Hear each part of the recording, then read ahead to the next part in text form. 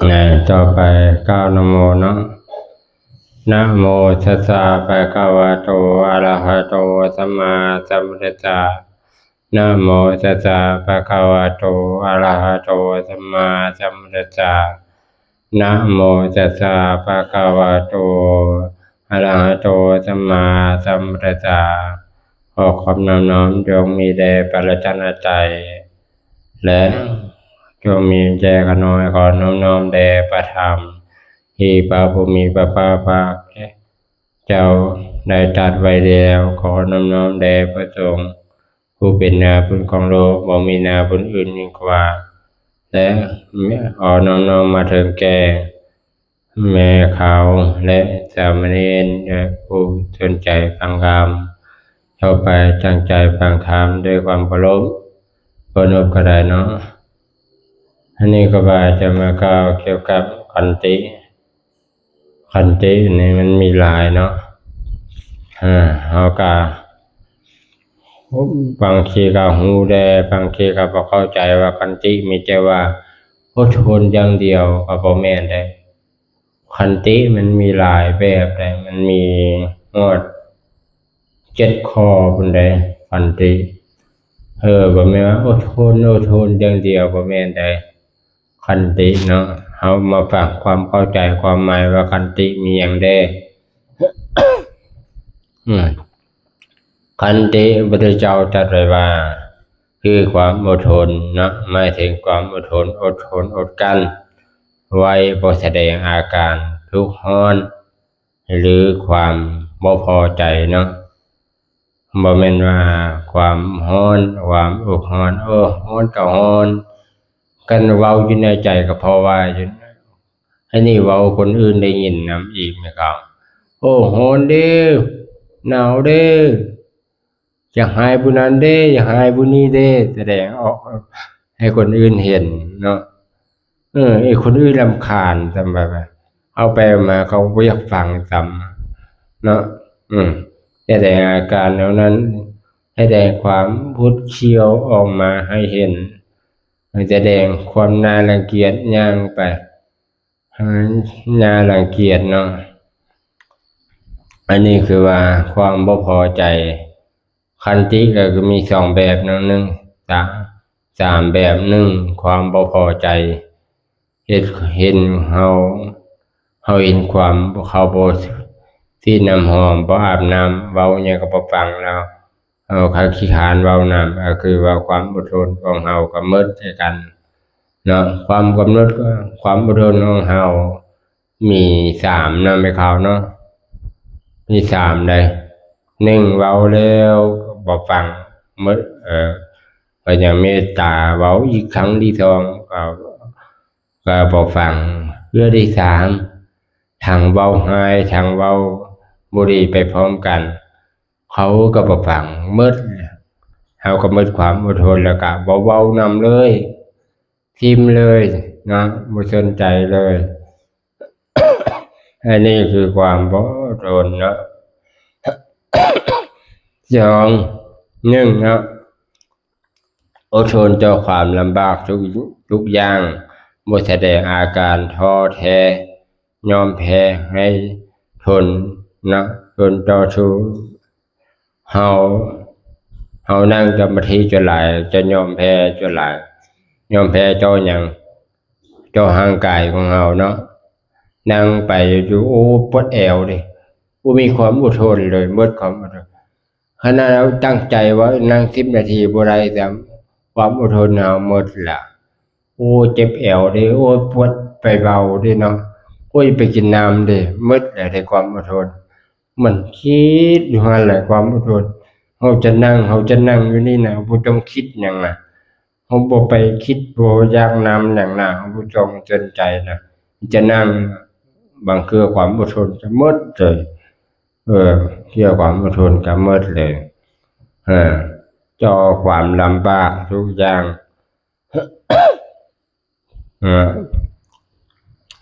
ข้อที่2ทนต่อทุกขเวทนาบ่แสดงอาการทุรนทุรายเนาะเหตุเกิดจากความเจ็บป่วย เวลาเจ็บป่วยเนี่ยบางเครื่องก็อดทนบ่ได้ไม่ข่าวเนาะคือไอนั่นแหละเฮาบ่อยากไอมันก็ไอเฮาบ่อยากไปเหี่ยวมันก็ไปเหี่ยวโอ้ยนั่งฮะเหงื่อออกก็อยากเช็ดตัวก็เช็ดบ่ได้ความลำบากแสดงความทุกขเวทนาเฮาบ่แสดงอาการเขาจะฮู้บ่แม่ข่าวโอ้ยอย่าไปเบาเด้อันนั้นบ่เนาะเอาบ่เบาไปเขาบ่ได้ไปเนาะก็ไปเบาคันเขาพาไปก็ดีคันเขาบ่พาไปถ้าว่าแนวนี้ก็บ่อดทนได้เนาะมื้อเดียวหนึ่งมื้อหนึ่งก็ได้ไปแล้วอ่ากันเออเวลาเดินทางไหมครับครูบาลำบากกับตัวเดียวเนี่ยเวลาเดินทางเนาะปวดเบาผู้อื่นบ่ปวดตัวเองปวดผู้เดียวเนาะเนาะเอองั้นนะเพิ่นว่าครูบาอาจารย์เพิ่นสอนไว้ว่าเวลาจะขึ้นรถน่ะไปเบาก่อนไปขี้ไปเหี่ยวมันเรียบร้อยก่อนจึงขึ้นรถจึงเดินทางเนาะมันจึงบ่ลำบากผู้อื่นลองมาตัวเองเอามาตัวเองมักเจ็บป่วยมักอ่มักเจ็บป่วยมักบ่คือหมู่บ่คือครูเราบ่เป็นตาเดินทางนำหมู่อีกบัดนั้นเฮ็ดผู้อื่นปฏิบัติไปเราก็บ่สบายใจบ่ได้บุญเขาแล้วเป็นห่วงเขาบ่เอาบ่เนาะเป็นห่วงกันเว้าเนาะบ่ได้บุญซ้ำเป็นห่วงนำเอาออกมาเขาตำหนิอีกบัดนี้ว่า เอาตำหนิเอาอีกเจ็บป่วยน่ะนี่ก็บ่อยู่วัดอยู่ว่าเนาะมายังเนาะเอออยู่วัดอยู่ว่าพุ่นมานำอีหยังบุมื้ออื่นลำบากใจมื้อหน้าละละส่องมาเขาตำหนิว่ามื้อหน้าเราบ่ต้องมาเด้อเจ็บป่วยแบบนี้น่ะไว้เอามาไปเอาบุญบ่ได้บุญจิตเรามองเนาะ บ่ได้บุญซ้ำอันน่ะจังโอ้แกร่งใจไปเอาบุญกฐินนำเขาบ่ได้บุญซ้ำเกิดอาการทนต่อความเจ็บใจและบ่แสดงความบ่พอใจเมื่อถูกคนอื่นกระทบกระแทกเวลาเราย่างไปบางเทื่อบ่ได้จังอกจังใจไปตำเอาก็มีเนาะเราก็ว่าเราตั้งใจเฮ็ดเนาะเป็นกล่าวเนาะบางเทื่อย่างไปบางเทื่อเตะเกิบเขาก็มีหรือไปลงเกิบเขาก็มีเราบ่ได้ตั้งใจไปชกกระแทงเห็นผู้อื่นตาบ่มีบ่มาจำเอาหยังไปว่าเหม้อเนาะเราบ่ได้ตั้งใจหมู่ว่ามันจะถึกแน่เนาะเขาก็ว่าเรานี่ตั้งใจเนาะอันเอาก็ยอมเอาก็บอกไปแล้วว่าบ่ได้ตั้งใจเขาก็ว่าตั้งใจห่างจองไปบ่มีความอดทนต่อกันเลยเนาะเจ็บป่วยเนาะเอากระทบกระแดงคือว่าเอาเว้าหยังไปบางเทื่อบ่ระวังกำเว้าคันเราได้เว้าระบายออกมาแล้วสบายใจแต่ผู้ฟังนั้นติเขาจะสบายใจอยู่บ่เนาะแม่ขาวผู้ฟังเนาะเราระบายออกมันสบายใจแต่ว่าผู้ฟังแล้วมันบ่สบายใจเออก็ว่าไปเห็นข่าวเรื่องหนึ่งเรื่องของบ้านของเราจะไปเว้าคนอื่นฟังเนาะมันบ่จบบ่งามเขาเว้านินทาว่าให้เหมือนว่าคนทำร้ายครอบครัวเนาะอันนี้ก็คือว่าข้อที่สี่เนาะทนต่ออำนาจกิเลสบ่แสดงอาการอยากได้หรือโกรธเคืองจนออกหน้าออกตาบางเทื่อเราอดทนได้บ่แม่นข่าวไปเห็นแล้วตาโผล่ขึ้นมาโอ้ยอยากได้แสดงอาการขึ้นมานะแสดงโอ้ยจะไกลสะบงนี่เด้จะไกลหม้อนี่เด้แสดงอาการบางเทื่อก็ตาบ่อาการยังบ่แสดงกิริยาท่าทางแสดงยังบ่แล้วเนาะ ออกปากขึ้นมาอยู่จะไกอันนี้จะไกนั้นเด้เนาะจะได้อันอำนาจกิเลสมันเกิดขึ้นเนาะบางเทื่อก็แสดงความโกรธเขาบอกให้ก็แสดงความโกรธเอ็นหน้าวัดเฉียวใส่เอ็นหน้าโคตรเถื่องใส่บ่เว้าบ่ว่านำบางเทื่อนะไปขอเงินนำลูกขอเงินได้แม่จะไปซื้อขนมไปใส่บาตรลูกว่ามิดเอ็ดบุงบ่ได้ยินบางเทื่อลูกขอเงินได้แม่จะเอาเงินไปทำบุญส่งเพื่อลูกก็บ่ตอบเอาไปเอามาหรือแม่ก็เลยแสดงบ่แสดงอาการอะไรโกรธเคืองเนาะอาการโกรธเคืองบ่แสดงอาการนั้นบ่พอใจเลยเกิดขึ้นบัดนี้เอาไปเอามาได้บุญก็บ่ได้บุญจังถ้าคือครูบาจะมาเล่าเรื่องนึงฟังน้อยนึงเนาะแม่จูน่ะมักไปวัดมื้อแต่มื้อเนาะแต่ว่าแม่น่ะลูกชายน่ะเอาเงินให้มื้อละ500 บาทไปทำบุญที่หามื้อเงินก็หมดแล้วลูกแม่น่ะมาขอเงินลูกมาขอเงินแด่แม่จะเอาเงินไปทำบุญเมื่อวานนี้ก็ให้500 บาทละมาขอหยังอีกบาทแต่ว่าลูกน่ะไปแข่งกันให้ฐานอยู่วัดมันค่อยให้ฐาน500ค่อยให้100,000แข่งกันให้ฐานเนาะค่อยให้100,000เจ้าให้200,000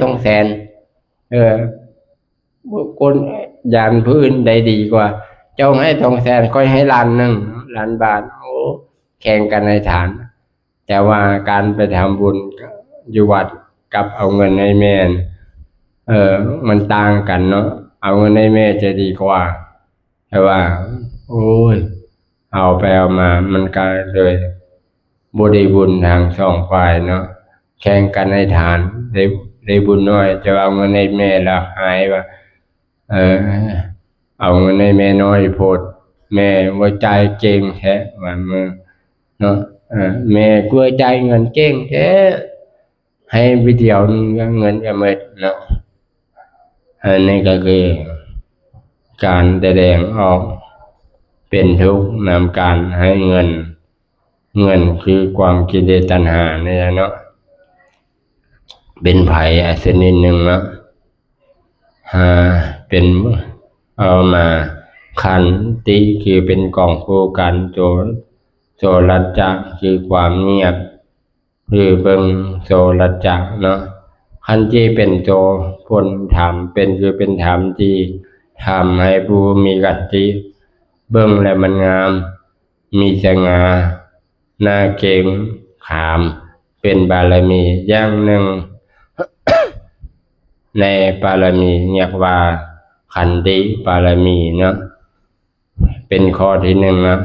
ขันติคือความอดทนอดกั้นนะเนาะมันจบมันงามเบิ่งแล้วก็งามเนาะมีราตรีมีอันจบมันงามเนาะอันนี้ก็คือว่าธรรมะข้อที่หนึ่งนะบ่าจะมาว่าเกี่ยวกับจันหา3แม่ข่าวมาเคยยินป่ะจันหา3แม่ข่าวฟังเด้อจันหาอันหะรูนี่คือดังเชือกผูกคอข่าวเคยฟังป่ะอันหาอันคือหะรูนี่คือดังเชือกผูกคออันจันหาอันหะเมียคือดังปอผูกซอกคนว่านะเนาะ3จันหาอันหะลูกหักเจ้าของเนาะหักเข้าของคือดังปอกซุบตีนเนาะปอกซุบตีนเนาะเพิ่นว่าตัณหา3ประการนี้หากว่าขึ้นผูกไว้ในเฮ็ดให้เฮาน่ะผูกไว้ในสังสารวัฏนะครับมีหยังผูกไว้ในสังสารวัฏเฮามาความเข้าใจว่าอุบายตัณหาเป็นความยากเป็นหลักธรรมคำสันในอริยสัจสี่นะที่ตัวคือสาเหตุแห่งทุกข์จองถ้าละเว้น ตัณหาใดก็บ่เกิดทุกข์เนาะแต่การกระทำให้จิตใจให้บริสุทธิ์เกิดตัณหานี่ยากเพราะห้อยทางห้อยคนเอา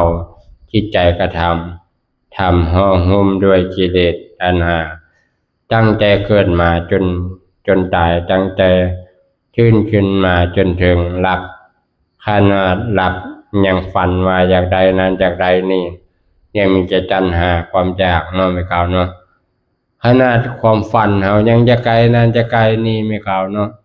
มูจังเบายังอ่อนในชีวิตเลยเนาะยิ่งชีวิตยังเอาจำได้ก็บ่พอเนาะแล้วมาทำความเข้าใจความหมายว่าคำวิว่า ตัณหาหาลูกเป็นดังเชือกผูกคอหมายถึงหยังหมายถึงว่าความหาลูกมันเหมือนพันธนาการเนาะพันธนาการเนาะไม่เข้าเนาะที่รัดที่ผูกไว้อุพันเหมือนนำเชือกมาผูกคอเฮาไว้นะไม่เข้าเนาะเอาเชือกนั้นมามัดคอเฮาไว้เนาะมัดเชียงมัดโตเฮาไว้เนาะยิ่งมัดก็ยิ่งแน่นเฮาเจ้าชู้แห้งมันแห้งหัดเขาติดเฮาก็ย้ำหายามออกจากเชือกอันนั้นไม่เข้าเฮาคือเฮาสังเกตไม่เข้าเฮาเอาแต่เชือกไม่มัดจะมาเนาะเอาเชือกไม่มัดจะมาจนมามันดิ้นเร็วมันจะออกแห้งมัดแห้งแน่นแห้งมัดแห้งแน่นมันแห้งเจ็บคอมันเอาไปเอามามันก็เลยบ่รึงคารนเนาะมันก็ยิ่งแห้งจึงแห้งแน่นเนาะบ่มีทางออกมันก็เลยหยุดเนาะข้อที่สอง ตัณหาหักเมียเป็นดังพอทุกข์เป็นอะไรหมายถึงหยังหมายถึงว่าป้วงหรือง่วงคือตัณหาหักเมียเหมือนดังน้ำปอหรือเชือกมาผูกคอซอกของแขนทั้งสองข้างไว้ด้านหลังและด้านยิ่งเคลื่อนไหวก็บ่ค่อยสะดวกอาจจะล้มลงใดเนาะไม่เข้าเนาะคันเฮามัดเอามือแขนมามัดทางสองข้างเนาะเอาไปใส่มันก็บ่ค่อยสะดวกมันเย็นให้เอาล้มลงใดเนาะข้อที่สามตัณหาหักของหักเข้าของเป็นดังปอกทุบตีนนะหมายถึงทรัพย์สินสมบัติเข้าของเงินทองหมายถึงเยี่ยมเมียนดังลอกมาทุบตีนทางกองคางใบจะก้าวเดินไปใช้กับบ่ได้เอ็นหยังกับบ่ได้บ่สะดวกรวมกันแล้วกามีตัณหาครอบครองมีจิตใจนั้นก็ตั้งจากการมีเชือกผูกคอมีปอสุกคอศอกและแถมมีพวกทุบตีนไว้ไปใช้กับบ่ได้อีกบ่นานคงจะนอนกองอยู่กับพื้นหมดสภาพหมดความหวังที่จะทำอันใดก็ไปก็รอเพียงแต่ลาโลกนี้ไปเท่านั้นเนาะเพิ่นมาหักของเงินของเงินหลายเอาไปเอามากะจ่ายนำเงินทองเนาะมีดินดอนหน้ากะเป็นเมืองมีเงินกะเป็นเมืองเนาะอันนี้ก็คือพอเป็นมาอยู่ในคำปรุงสังขารว่ามนุษย์เฮาเอ้ยเกิดมาเห็นหยังนิพพานไม่สุขเป็นหยังบ่ไปมองตัณหามองสักมองไว้ค่อยไปบ่ได้เพราะตัณหาผูกพันวงนั้นมันถูกมองดูมองหลานเนี่ยนะมองทรัพย์สินเงินทานจงสละจะได้ไปนิพพานเนาะอันนี้เป็นว่าเป็นคำปรุงสังขารเห็นเอาหูจากการเห็นอะไรเขาจะปล่อยบางเห็นอะไรเขาจะหูเอานอนฟังธรรมพระพึกธรรมเนาะอันนี้ก็ทำมาก้าวมานี่พอสมควรเวลาเนาะ เป็นอะไรไหมครับ ฟังเรื่องนี้ตอนให้เฮาฮู้จักปล่อยวางละบ่เฮาจะห่วงมันไว้จะบ่เฮาจะมัดมันไว้จะบ่เฮาบ่มัดไว้เนาะปล่อยวางเฮ็ดแนวใดจะปล่อยวางเฮาจะ